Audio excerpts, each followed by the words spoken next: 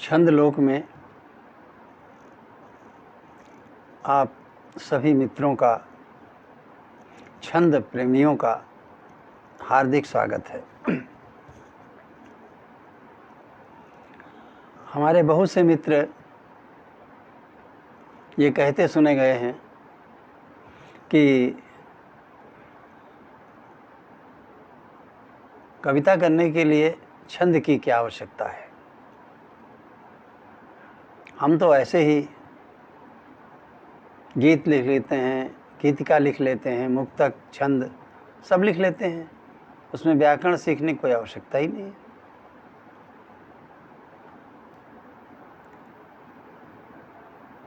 उनकी बात भी निरर्थक नहीं है, उसमें भी सार्थकता है, क्योंकि कविता वास्तव में अनुकरण से ही सीखी जाती है। कविता का मतलब हमारा गेय कविता से है।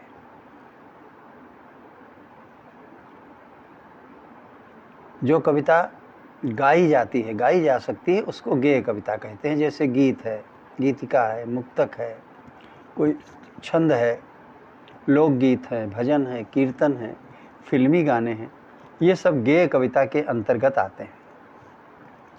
तो जब हम गेय कविता लिखते हैं तो हमारे मन में, हमारे भीतर कहीं एक कोई धुन होती है, एक लय होती है, और उसी लय पर हम अपनी बात को कहने का प्रयास करते हैं तो कविता बनती जाती है।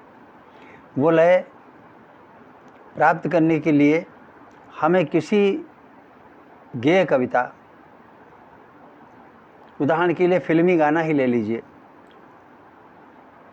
उसको ग्रहण करना होता है। पहले हम उस गाने को गाते हैं, फिर बिना शब्दों के गुनगुनाते हैं और उस गुनगुनाहट को अपने मन में भीतर बैठा लेते हैं और उसी गुनगुनाते हुए लय को हम अपने शब्दों को ढालने लगते हैं और अपनी बात कहने लगते हैं। तो मन के भाव हमारे शब्दों में प्रकट होते हैं और वो कविता बनती चली जाती है।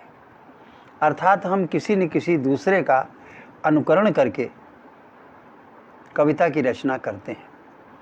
जितने भी गीतकार हैं, गीतिकाकार हैं, छंदकार हैं, मुक्तककार हैं,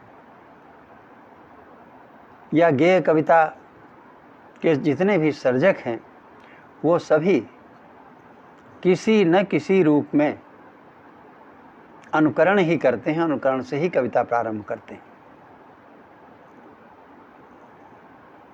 छंद की आवश्यकता नहीं पड़ती है, ये बात बिल्कुल सही है।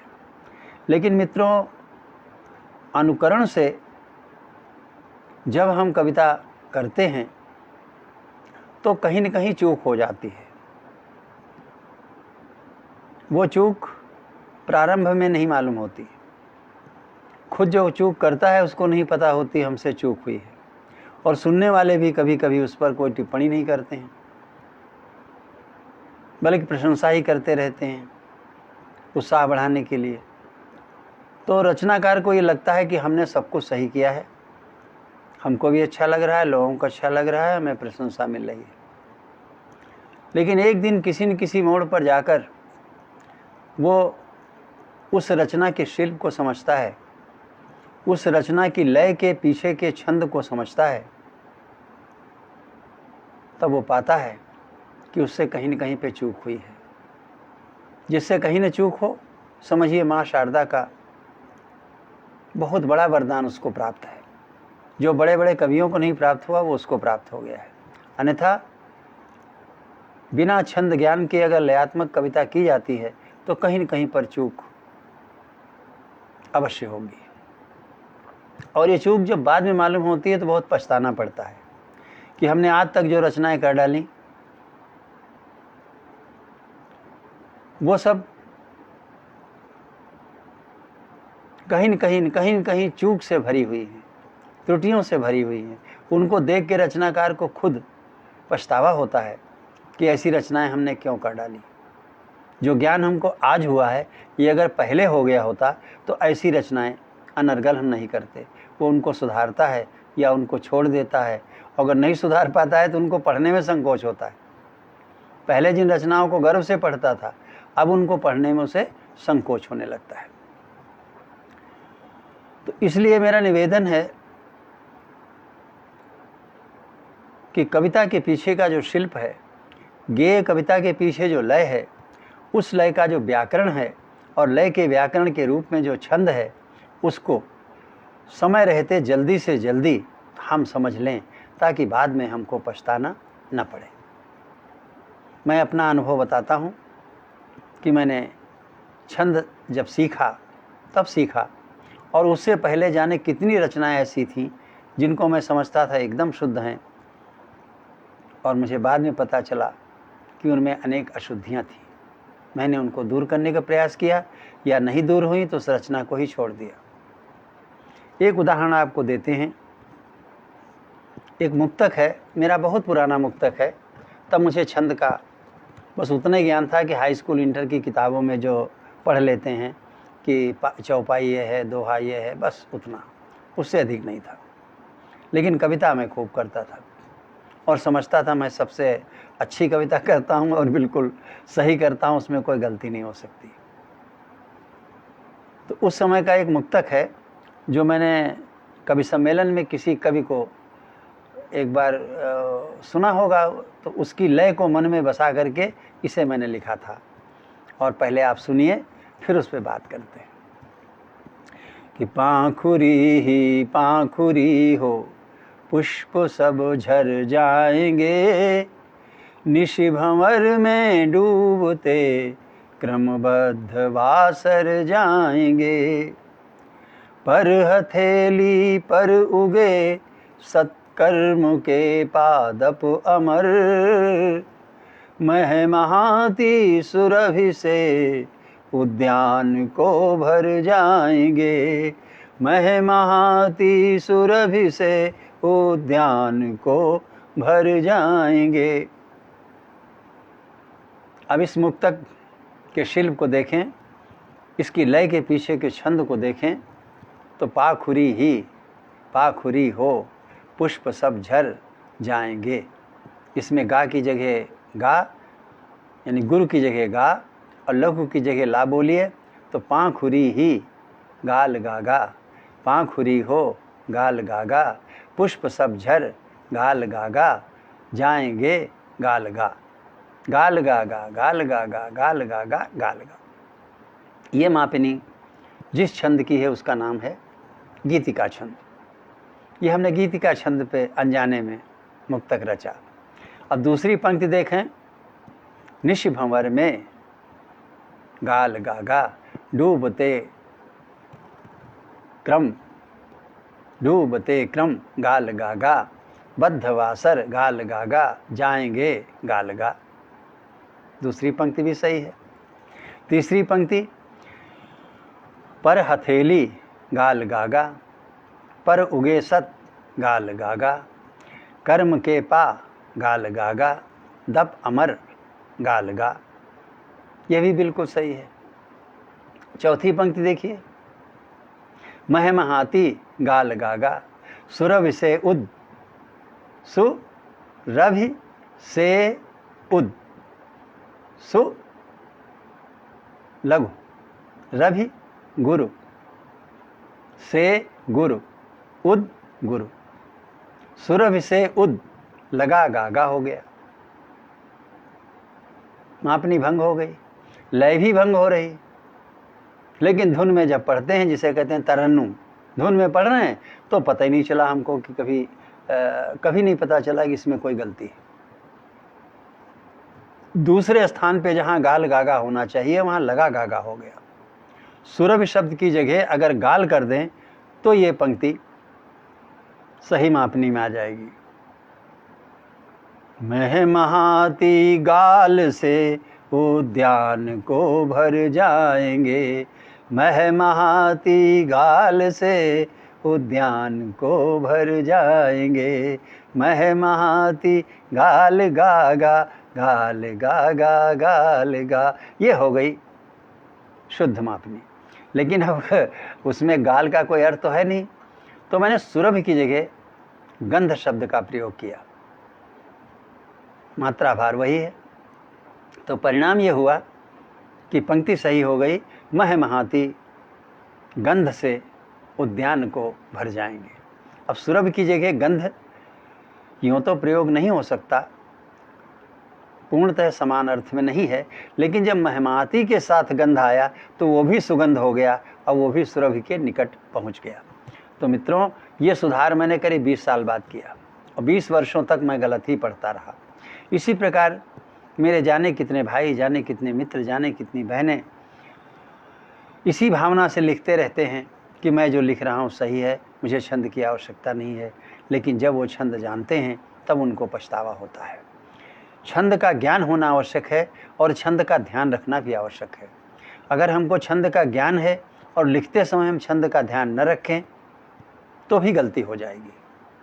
हमारे बड़े बड़े महाकवियों ने ऐसी गलतियां की हैं, आज हम उन पर दृष्टिपात करेंगे। या तो उनको छंद का ज्ञान नहीं था, या ज्ञान था तो उन्होंने ध्यान नहीं रखा, उनसे चूक हो गई, और जो चूक हो गई वो बदलने के लिए आज वो संसार में नहीं है, या हैं भी तो बदलने की स्थिति में नहीं है। मगर त्रुटि तो त्रुटि ही है, चाहे वो जितने बड़े कवि हों। तो आइए हम देखें कि किन बड़े बड़े कवियों ने त्रुटि की है छंद का ज्ञान न होने से, अथवा ज्ञान होने के बाद छंद का ध्यान न रखने से। छंद का ज्ञान रखना जरूरी है और छंद का ध्यान रखना भी जरूरी है। हाँ, लिखते समय अगर ध्यान न रहे तो पूरी रचना लिखने के बाद, गाने के बाद जब भी मौका मिले जल्दी से जल्दी उसको पता लगा लें कि किस छंद पर आधारित है, और उस छंद की कसौटी पर कसकर उसको देख लें जरूर। तो छंद का ज्ञान होगा तभी तो ध्यान रखेंगे, तो सबसे आवश्यक है ज्ञान होना। तो जिनसे छंद का ज्ञान नहीं था अथवा ध्यान नहीं रहा और चूकें हुई, हम उनकी बात कर रहे हैं। सबसे पहले महाकवि रसखान को लीजिए, जिनके सवैया छंद साहित्य में अपना अद्वितीय स्थान रखते हैं, और बहुत ही प्रचलित सवैया उनका मैं पढ़ रहा हूँ। आप पहले सुनिए, फिर हम इंगित करेंगे कि उनसे चूक कहाँ पर हुई है। या लकुटी अरु कामरिया पर राजती हूँ पुर को तजी डारूं, आठहूँ सिद्धि नवो निधि को सुख नंद की धेनु चराई बिसारूं। रस खान कबहु इन आँखिन सो, ब्रज के बन बाग तड़ाग निहारों। कोटिक हों कल धौतु के धाम, करील के कुंजन ऊपर वारों। कोटिक हूँ कल धौतु के धाम, करील के कुंजन ऊपर वारों। इस छंद को पढ़ने में आपने देखा होगा कहीं रुकावट नहीं आई, और हमने इसके चारों चरण विधिवत पढ़े। लेकिन अब छंद के व्याकरण के आधार पे इसी छंद का निरीक्षण करें। तो इस छंद का व्याकरण क्या है, व्याकरण भी हम आपके साथ ही बनाएंगे कि गुरु की जगह गुरु और लघु की जगह लघु का प्रयोग करें। तो इस छंद में हम पाएंगे कि कहीं भी गुरु की जगह दो लघु का प्रयोग नहीं किया गया, इसलिए वर्णिक छंद है और यह सवैया की कोटि में आता है। इस सवैया की मापनी क्या है, आइए हम बना के देखें। या लकु टी अरु कामरी, या पर राजती हूँ पुर को तज डारूं। तो या लकु क्या है, गालल, टी अरु गालल। इस प्रकार मापनी क्या बनी, या लकुटी अरु कामरी, या पर राजती हूँ पुर को तज ढारूं। गालल गालल गालल गालल गालल गालल गालल गागा। या लकुटी अरु कामरी, या पर राजती हूँ पुर को तज ढारूं। अब ये गालल गालल गालल गालल गालल गालल गालल गागा, 7 बार गालल आया और उसके बाद आया गागा। तो ये वर्णिक छंद है जिसमें इसी क्रम में लघु गुरु आते हैं, और इस छंद का नाम है मत्त गयंद सवैया। अब इसकी दूसरी पंक्ति देखें, आठहूँ सिद्धि न, ऐसे ही कहते चले जाएं। तो गालल गालल आठहूँ सिद्धि नवो निधि को सुख नंद की धेनु चराई बिसारों। गालल गालल गालल गालल गालल गालल गालल गागा। अब तीसरी पंक्ति देखें, जिसको हमने प्रवाह में पढ़ा तो लगा नहीं, समझने वाले भले ही समझ गए हों लेकिन सामान्य रूप से नहीं लगा, कोई कमी है। तीसरी पंक्ति को देखें, रस खा न कबों। अब रस खा ये ललगा हो गया, न कबों ललगा हो गया, पूरा क्रम चला जा रहा है ललगा ललगा ललगा, जबकि क्रम क्या था, गालल गालल गालल। ध्यान से देखें तो आप पाएंगे कि इसमें रस जो है प्रारंभ का, कि रस खान कबों इन आँखिन सो ब्रज के बनबाग तड़ाग निहारों, इसमें से रस अतिरिक्त लग गया। अगर रस की जगह खाली खान होता तो मापिनी का पालन हो जाता। खान कबों इन आँखिन सो गालल गालल गालल गा। खान कबों इन आँखिन सो ब्रज के बन बाग तड़ाग निहारों। गालल गालल गालल गालल गालल गालल गालल गागा। तो रस फालतू हो गया। अब ये चूक हो गई रस खान से। या तो हम कह सकते हैं उनको छंद का ज्ञान नहीं था, और यदि कहें कि छंद का ज्ञान था तो उनको ध्यान नहीं रहा। या तो ज्ञान नहीं या ध्यान नहीं, और ध्यान की बात तभी आएगी जब ज्ञान पहले से हो।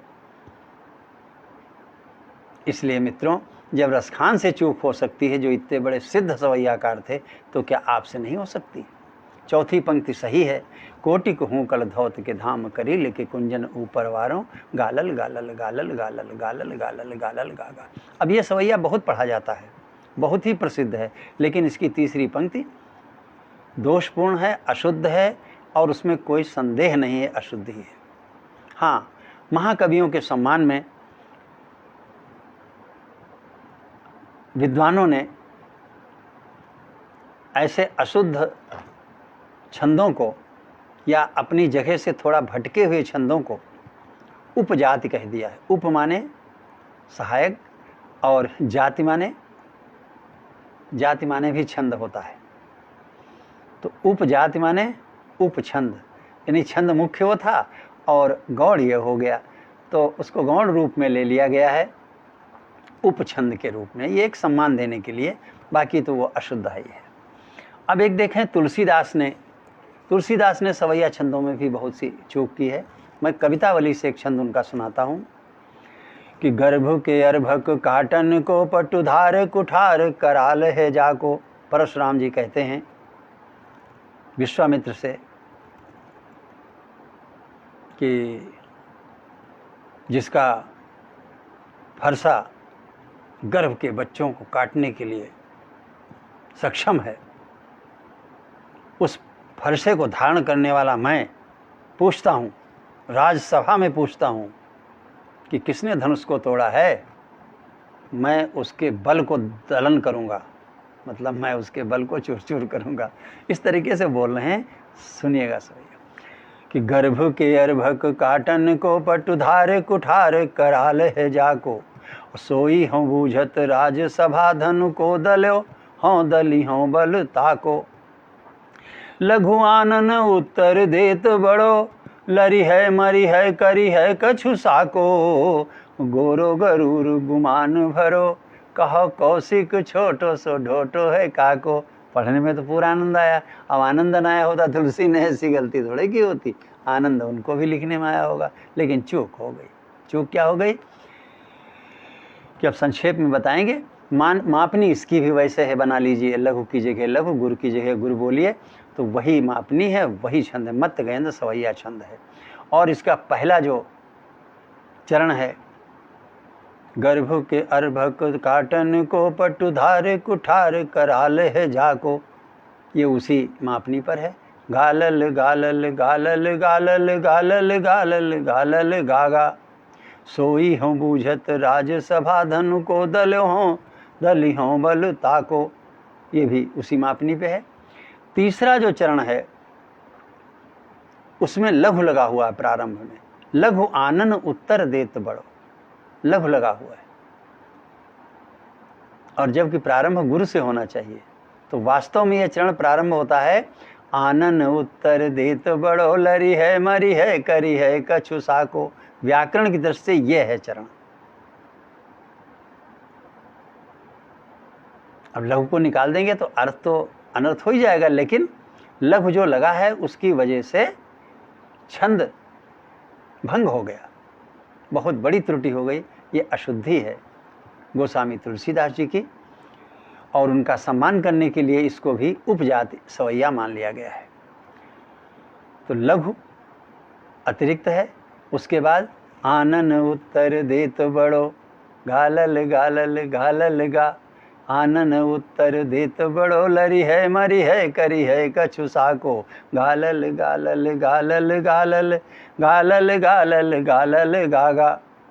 चौथी पंक्ति भी गोरो गरूर गुमान भरो, कहो कौशिक छोटो सो ढोटो है काको, गालल गालल गालल गालल गालल गालल गालल गालल। एक ऐसे ही कवितावली के ही अयोध्या कांड से एक दोहा, एक छंद है, वो भी सुन लीजिए संक्षेप में। वो भी इसी मत्त गेंद सवैया पर है, और उसकी 3 पंक्तियां सही हैं, 1 पंक्ति अशुद्ध है। नाम अजामिल से खल कोटि, अपार नदी भव बूढ़त काढ़े, और जो सुमिरे गिरी मेरु सिलाकन हो, तो अजाखुर बारिधि बाढ़े। ये ठीक है। तीसरी पंक्ति अशुद्ध है। तुलसी जेहि के पद पंकज ते, प्रकटी तटिनी जो हरे अघ काढ़े। तुलसी, अब अगर व्याकरण की दृष्टि से देखें तो ये चरण सी से प्रारंभ होता है। सी जेहि घालल के पद घालल, ऐसे होता चला है। अब तुल अतिरिक्त लग गया प्रारंभ में, 2 वर्ण अतिरिक्त हो गए, ये तीसरा चरण अशुद्ध हो गया। तुलसीदास के सम्मान में हमने इसको उपजाति नाम दिया है, सभी विद्वानों ने नाम दिया है, लेकिन ये केवल उनके सम्मान के लिए है। बाकी ये मत्त गेंद सवैया अशुद्ध हो गया। ते प्रभुया सरिता तरिवे, कहूँ मांगत नाव करारे हुए ठाढ़े। चौथी पंक्ति शुद्ध है। अब इसमें इतना काव्य सौंदर्य है और इसके पीछे इतनी निर्मल भावना है, भक्ति भावना है, आदमी को भीतर से आह्लादित कर देती है, आनंदित कर देती है। तो छोटी छोटी त्रुटियां हम उनकी क्षमा करके या उनको अनदेखा करके उन्हें हम सम्मान देते हैं। सम्मान देना और बात है, लेकिन उनकी त्रुटियों का अनुकरण हमें बिल्कुल नहीं करना है। वो चाहे महाकवि तुलसीदास ने की हो, चाहे किसी आधुनिक महाकवि ने की हो, लेकिन अगर त्रुटि है तो उसका हमें नहीं अनुकरण करना है। उनकी उन विशेषताओं का अनुकरण करना है कि सोचिए, जिन विशेषताओं के कारण त्रुटि होते हुए भी उनके काव्य को साहित्य में सम्मान दिया गया है, तो बहुत बड़ी विशेषताएं होंगी। उन विशेषताओं को हमें ग्रहण करना है। वो है कविता का सौंदर्य, कविता का रस, कविता का भाव, कविता की कहन, ये सब हमें ग्रहण करनी है। त्रुटियों से बचना है, उसका उदाहरण नहीं प्रस्तुत करना है। बहुत से लोग ये ऐसे छंदों को, ऐसी रचनाओं को ढूंढ के ले आते हैं और कहते हैं देखिए इतने बड़े महाकवि ने किया तो क्या हम नहीं कर सकते हैं। बहुत ही तर्क नहीं कुतर्क है। उनसे त्रुटि हो गई है, उन्होंने किया नहीं है, हो गई है। छंद का ज्ञान न होने से अथवा छंद का ध्यान न रहने से। मुख्य कारण क्या रहा ये वही जान सकते हैं। वैसे मुझसे अगर पूछें तो मैं तो मान ही नहीं सकता कि तुलसी को छंद का ज्ञान नहीं होगा। इतने अच्छे संस्कृत के छंद उन्होंने वर्णिक रचे हैं, वर्णानाम अर्थ संघानाम रसानाम छंद सामपि, इस तरीके के। तो ये जो है असंभव है कि उनको ज्ञान न हो। हाँ, यह है उनसे ध्यान नहीं रहा, प्रवाह में लिख गए वो। एक तुलसीदास का और हम सुनाते हैं सवैया। सवैया 2 हो गए, चलिए कुछ और सुनाएं। तुलसीदास ने बहुत अच्छे हरिगीतिका छंद लिखे हैं। रामायण में मेरी जानकारी के हिसाब से चौपाई, दोहा, सोठा के बाद सबसे अधिक जो छंद लिखा गया है तुलसीदास के द्वारा वो है हरिगीतिका छंद। और हर गीतिका छंद में उनसे सबसे ज़्यादा त्रुटियाँ हुई हैं। वो त्रुटियाँ क्या हैं, पहले आप उनको देखें, फिर उस पर हम टिप्पणी करेंगे। मंगल करनी कलिमल हरनि, तुलसी कथा रघुनाथ की, ये हर गीतिका है। और इसकी मापनी क्या है, इसी में से चाहे बना लें, आपको पहले से मालूम हो तो और अच्छा है।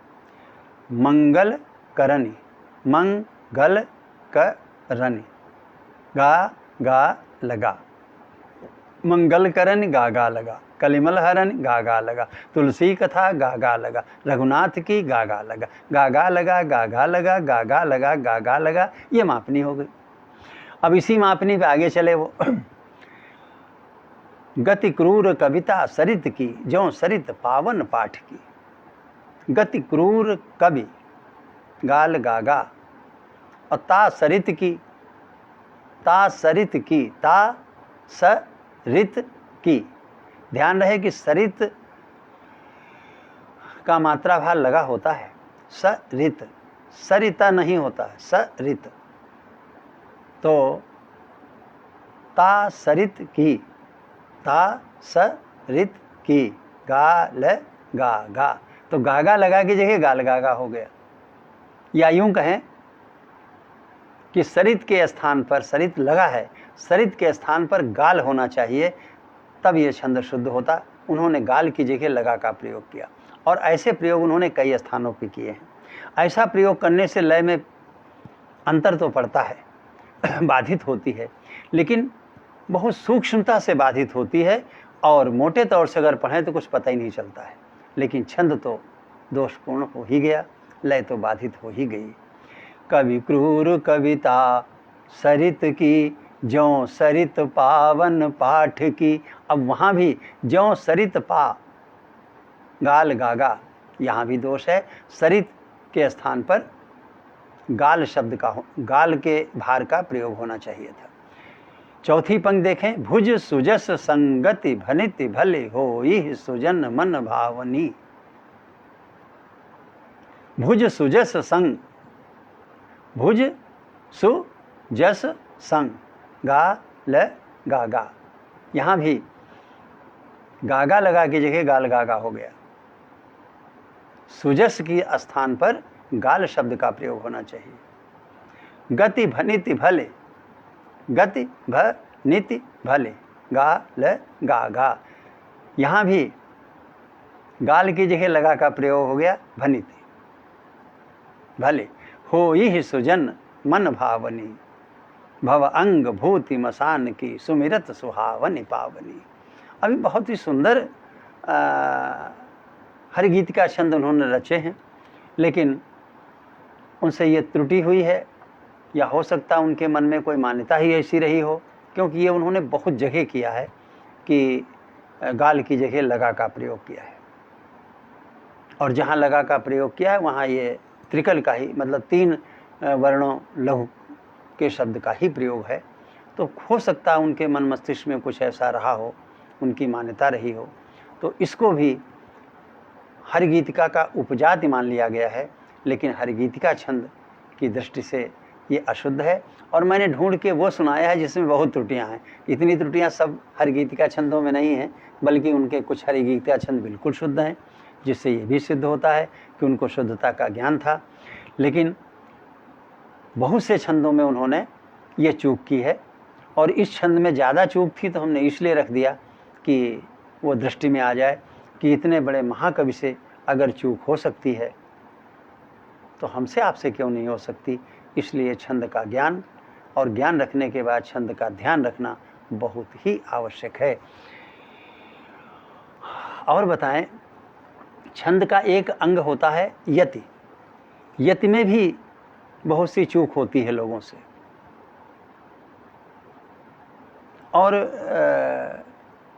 ये जो गीत लिखे जाते हैं, गीत भी तो छंद पे आधारित होते हैं। गीत में भी अगर चूक है तो वो क्षम्य नहीं है। ये नहीं कि छंद लिखें तभी छंद में चूक होगी। आप छंद आधारित गीत लिखेंगे, उसमें अगर चूक है तो वो भी क्षम्य नहीं है। छंद आधारित मुक्तक होता है, उसमें लिखेंगे, वहाँ भी चूक नहीं है। तो आइए हम सब बड़े बड़े कवियों को ले रहे हैं, अपने से प्रारंभ किया और बड़े बड़े कवियों की बात अब कर रहे हैं कि रामधारी सिंह दिनकर एक गीत लिखते हैं, बड़ा प्यारा गीत है।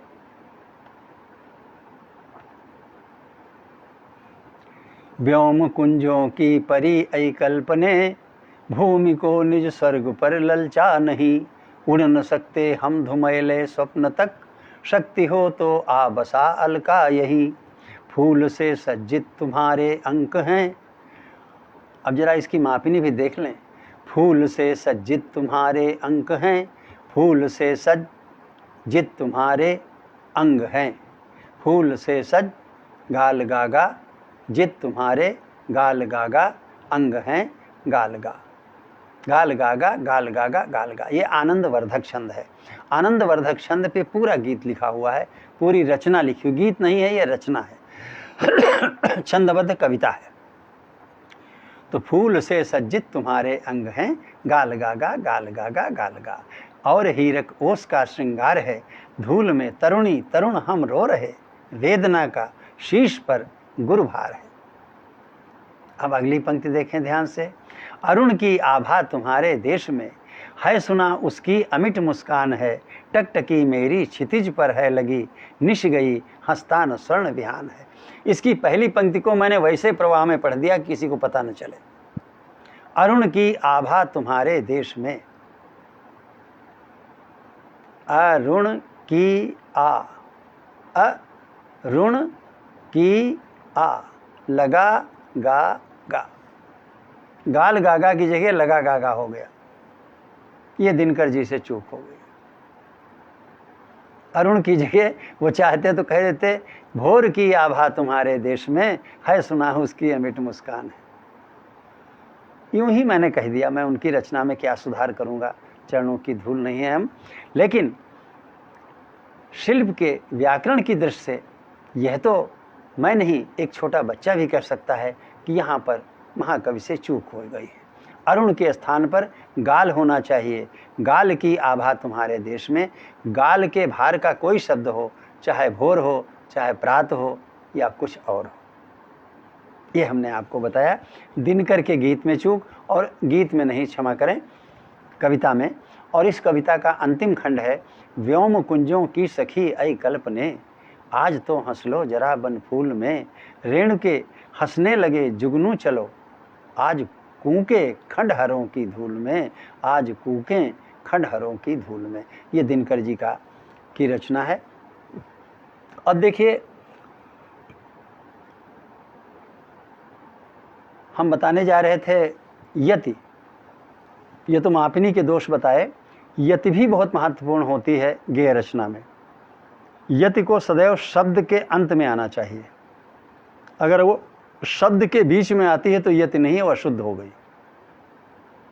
जैसे कोई कहे सीमित और सी के बाद में यति आ रही है तो वह अशुद्ध हो गई। यति पूरा शब्द समाप्त होने के बाद आनी चाहिए। और अच्छा ये होता है कि शब्द के साथ जो विभक्ति जुड़ी हुई है उसके बाद आए यति तो और अच्छा होता है, उत्तम होता है। लेकिन अनिवार्य नहीं है। अनिवार्य तो इतना ही है कि शब्द के बाद में यति आए। विभक्ति का मतलब ये होता है, जैसे कमला की या कमला ने, तो की और ने जो है इसके बाद यति आए तो बहुत उत्तम होगी, और कमला के बाद यति आए और ने या की बाद में आए तो वह उत्तम नहीं, मध्यम होगी, लेकिन अशुद्ध नहीं होगी। अब आइए, महादेवी वर्मा बहुत ही श्रेष्ठ कवित्री हैं, उनके गीत में हम यति के दोष को देखते हैं। निज नयनों की विपुल नीलिमा में मिलता नभ का आकाश। महादेवी जी का गीत बड़ा आनंददायक होता है, रसमय होता है, रस में डूबा हुआ और करुण रस प्रधान होता है। जिन नयनों की विपुल नीलिमा में मिलता नभ का आभास, जिनका सीमित उर करता था सीमाहीनों का उपहास। जिस मानस में डूब गए कित नी करुणा कितने तूफान, जिस मानस में डूब गए कितनी करुणा कितने तूफान। इस पंक्ति में यति का दोष हो गया। आप समझ सकते हैं कि ये वीर छंद है। वीर छंद क्या होता है? ये 31 मात्रा का चरण होता है, 16-15 पर यति होती है। पहली 16 मात्राएं वही होती हैं जो चौपाई की होती हैं। चौपाई की अंतिम मात्रा एक निकाल दीजिए तो जो 15 बच रहती हैं वो जयकरी कहलाती है, जयकरी छंद। अगर चौपाई में जयकरी जोड़ दें तो वीर छंद बन जाता है। और उसी वीर छंद में ये महादेवी वर्मा जी ने ये रचना की है। इस रचना में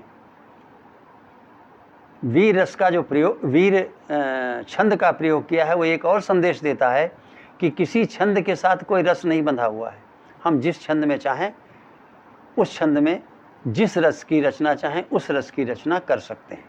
देखिए महादेवी जी ने कितने कोमल भावों को वीर छंद में प्रयोग किया है। ये वही वीर छंद है जिसमें आल खंड लिखा गया है। बड़े लड़ैया गढ़कन ओज के जिनकी छपक रही तलवार, ओज की रचना है। और उसी में देखिए कितने कोमल भाव पिरोए हैं महादेवी जी ने कि जिन नयनों की विपुल नीलिमा, 16 मात्रा में मिलता नभ का आभास, 15 मात्रा, 16-15 मिला के 31, ये वीर छंद का चरण हो गया। जिनका सीमित उर करता था सीमाहीनों का उपहास, जिनका सीमित उर करता था, 16 मात्रा, सीमाहीनों का उपहास, 15। अब इसी प्रकार अब अगले को पढ़िए कि जिस मानस में डूब गए कितनी करुणा कितने तूफान। अब यति कहाँ बैठी? कित पे। कितनी शब्द के ता के बाद यति बैठी, अशुद्ध है। अब गाने में तो हम चला देंगे, जिस मानस में डूब गए कितनी करुणा कितने तूफान, हम लपेट के कह जाएंगे, लेकिन नहीं, यति जो है वो कित के बाद बैठ रही है, शब्द के बीच में बैठ रही है, अशुद्ध है। आइए एक और अशुद्धि इसी गीत में है, वो भी दिखाएं। कण कण में बिखरी सोती है, कण कण में बिखरी सोती है, 16 मात्रा, अब उनके जीवन की प्यास, 15 मात्रा, 16-15 के बीच में यति होती, 16 के बाद होती। जगान दे दीप कहीं उन को तेरा यह क्षीण प्रकाश, जगान दे दीप कहीं उन को तेरा यह क्षीण प्रकाश। उनको के ना के बाद में यति पड़ गई। और एक बात खास बता दें कि जैसे कहा जाए राम को, तो राम अलग होगा, को अलग होगा, लेकिन अगर कहा जाए तुमको, उनको, जिनको, तो ये एक शब्द होता है। तो उनको एक शब्द है और उनके बाद में यति पड़ रही है, ना के बाद में, ये दोषपूर्ण है। ये दोष हो सकता है किसी को कम लगे, लग भी सकता है, लेकिन इससे पहले जो बताया है कितनी में ता के बाद जो है यति, वो नितांत दोषपूर्ण है, इसमें कोई क्षमा नहीं है। अब इसके लिए कोई विधान भी नहीं है कि उनके जैसे छंद को उपछंद यानी उपजाति कह दिया तो हम इसको यति को कहें ये उपयति है, ऐसी कोई व्यवस्था छंद शास्त्र में नहीं है, इसमें दोष ही है। अब आइए हम उन कविवर को देखें जो इस समय देश में छाए हुए। गीत में एक और गुण होता है, मैंने एक तो बताया मापिनी के दोष कई बता डाले, एक यति का दोष बताया, सब बड़े बड़े कवियों में बता रहा हूँ, इसलिए उनके में कम होते हैं। अब जैसे हम अपने में बताने लगे तो जाने कितने हो जाएंगे दोष, तो सुनते सुनते आप थक जाएंगे। इसीलिए बड़े कवियों के बारे में बता रहे हैं जिनके दोष बहुत कम हुए हैं, कहीं कहीं हो गए हैं, चूक हो गई है, या तो उनको छंद का ज्ञान नहीं था या उनको छंद का ध्यान नहीं रहा, दो में से एक बात है। आइए अब हम कुमार विश्वास जी को सुनते हैं जो देश के इस समय सबसे लोकप्रिय और महंगे कवि हैं, और उनका सबसे विख्यात जो मुक्तक है हम उस मुक्तक की बात करते हैं। उसमें गेय कविता का तीसरा लक्षण जो है तुकांतता, वो तुकांतता बाधित है और वो धड़ल्ले से पढ़ते हैं। टिप्पणी बाद में करूँगा, पहले मुक्तक और उसमें तुकांतता का दोष देखिए। कोई दीवाना कहता है, कोई पागल समझता है, मगर धरती की बेचैनी को बस बादल समझता है। मैं तुझसे दूर कैसा हूँ, तू मुझसे दूर कैसी है, ये तेरा दिल समझता है या मेरा दिल समझता है, ये तेरा दिल समझता है या मेरा दिल समझता है। अब इसको पढ़ने में हो सकता है मेरी लय कहीं भंग हो गई हो, भंग तो हो ही गई है। तीसरी पंक्ति में मैं लय को ठीक से मिला नहीं पाया उनके साथ में, लेकिन आप तो मन में समझ ही गए होंगे कि उनको बहुत सुना है और छाई हुई है उनकी लय। जाने कितने लोग इसी की नकल करके, अनुकरण करके अपनी रचनाएं पढ़ते हैं। हम बात करना चाहते हैं इसके तुकांत की। तो पहली पंक्ति का तुकांत है, कोई पागल समझता है, फिर बस बादल समझता है, और फिर है या मेरा दिल समझता है। तो पहली पंक्ति में है पागल समझता है और दूसरी पंक्ति में है बादल समझता है। तो पागल समझता है, बादल समझता है। समझता है तो दोनों में है, और उससे पहले है बादल और फिर है, और क्षमा करें, पागल और फिर है बादल। उसमें भी पा निकाल दीजिए तो गल और दल। गल समझता है, दल समझता है। इसमें समान क्या है? अल, अल समझता है। और अल के पहले एक में आया है गा, दूसरे में आया है दा। यहाँ पर तुकांत बिल्कुल सही है। और इन दो पंक्तियों से जो तुकांत निर्धारित हुआ है वो है अल समझता है। अगर समांत पदांत की भाषा में कहें तो अल समांत है और समझता है पदांत है। पूरा तुकांत क्या है? अल समझता है। अब तीसरी पंक्ति में है दिल समझता है। दिल में दा को निकाल दिया तो क्या बचा? इल समझता है। तो अल समझता है की जगह इल समझता हो गया, समांत अल की जगह इल हो गया। बहुत ही मोटा दोष है, बहुत मोटा दोष है। कोई भी अच्छा कवि इतना दोषपूर्ण तुकांत नहीं लिख सकता है। तो कुमार विश्वास जी ने जब इसकी रचना की होगी तो उनको या तो छंद की तुकांतता का सही ज्ञान नहीं होगा, बस अनुकरण से ही लिखते होंगे, या उनको ज्ञान होगा तो ध्यान नहीं रहा होगा। और आज जब उनको ज्ञान और ध्यान दोनों आते होंगे तो पछताते अवश्य होंगे कि ऐसा मैंने क्यों लिख दिया। अब वो इतना प्रचलित है कि उसको बदल भी वो नहीं सकते हैं। ये पढ़ने के साथ साथ मैं ये भी बता दूं, ये विधाता छंद पर है और बड़ा ही लोकप्रिय छंद है। कुमार जी ने ऐसे, कुमार विश्वास जी ने ऐसी लय में गाया है कि और ज़्यादा विख्यात हो गया है, लोगों के मन मस्तिष्क में छा गया है।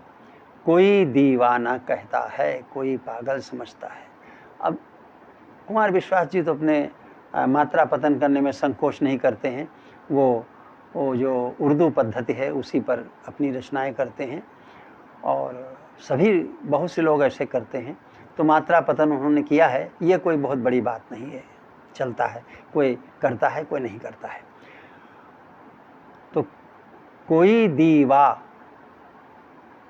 दीवा लगा गा गा न कहता है, लगा गा गा कोई पागल लगा गा गा समझता है, लगा गा गा।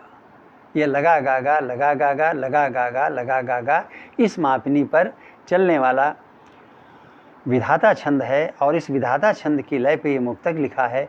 लय का और मापनी का सटीक निर्वाह किया गया है, बस मात्रा पतन है वो अलग बात है। लेकिन तुकांतता में इतना बड़ा दोष है जो नहीं होना चाहिए इतने बड़े कवि के रचना में। मैं मित्रों बताना इस माध्यम से ये चाहता हूँ कि जब इतने बड़े बड़े कवियों से चूक हो जाती है तो हम आप कैसे सोच लेते हैं कि हमें छंद की आवश्यकता नहीं है।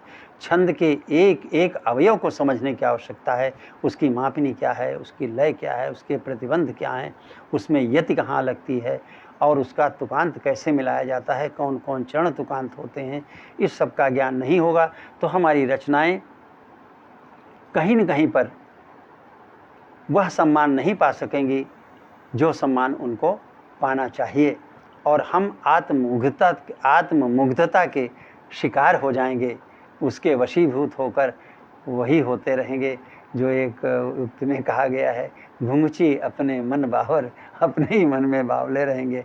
उससे कोई लाभ नहीं है, हमको समझना है। और पहली बात फिर दोहराना चाहूँगा कि जब समझेंगे तब पछताएंगे कि हमने इतनी देर में क्यों समझा।